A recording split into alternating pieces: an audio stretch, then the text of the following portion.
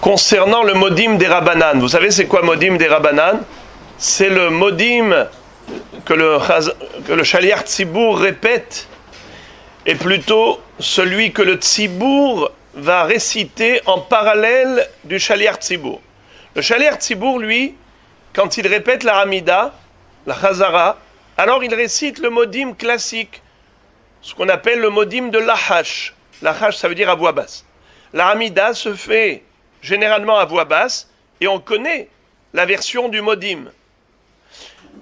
Mais lorsque le Chazan fait la Chazara, il répète le même modim, comme à voix basse, mais les autres en parallèle vont réciter ce qu'on appelle modim des Rabbanan. Pourquoi ça s'appelle modim des Rabbanan? Parce que ce modim-là a été constitué de plusieurs phrases dont les Chachamim, chacun d'entre eux, avait proposé une autre phrase, et ensuite on a compilé toutes ces phrases pour faire le modim, le texte que nous connaissons. C'est pour ça qu'on l'appelle modim des Rabbanan. C'est les Rabbanan qui l'ont constitué, qui l'ont composé. Ok, la question est de savoir à quel moment il faut se prosterner. Modim anachnu lach. Est-ce qu'on se prosterne juste au début? Est-ce qu'il faut se prosterner au début et à la fin? Est-ce qu'il faut se prosterner pendant tout le modim? Alors, en fait, je vais vous lire ce qui est écrit dans le Shulchan Aruch Siman Kuf Kaf Zayin, Saif Aleph. Ksheyagia shaliach tzibur lemodim, shochin imo hatzibur, velo yishchu yoter midai. C'est-à-dire que lorsque le shaliach tzibur arrive à modim, alors le public va se prosterner un peu. C'est-à-dire qu'on ne se prosterne pas comme d'habitude en se pliant, se courbant, ce qu'on appelle Hachit Pakeku, Holiot Ashidra, jusqu'à ce qu'on puisse voir les vertèbres. Il faut juste baisser la tête un petit peu et c'est suffisant.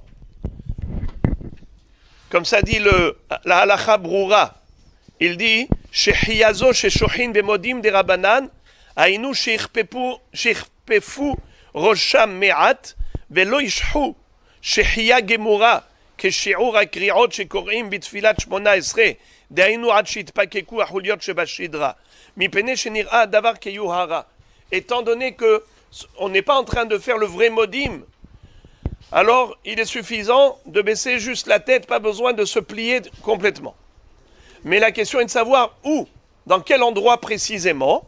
Alors on vient de dire maintenant Omrim modim anachnu lach shata Hashem Elokeinu. Veyesh mi she'omer shetzarich lishhot gam basof. Alors, il y a ceux qui disent que juste au début, quand on dit modim anachnu lach, mais certains disent qu'il faut se prosterner même à la fin. Haga, le Rama, pardon, d'abord le Shulchan Aruch lui-même, qu'est-ce qu'il dit? Vetov lachosh lidvarav. Le Shulchan Aruch lui-même dit qu'il est bon de tenir compte de cette shita, qui dit qu'il faut se prosterner au début quand on dit modim anachnu lach et à la fin quand on dit baruch el haodaot. Le Rama pour les Ashkenazim rajoute v'yesh mi sheomer hakol bishhiya achat vechen haminhag. Le Rama dit que le minhag ashkenaz c'est de rester plié, courbé pendant toute la récitation de ce modim là, le modim des Rabbanan, du début jusqu'à la fin.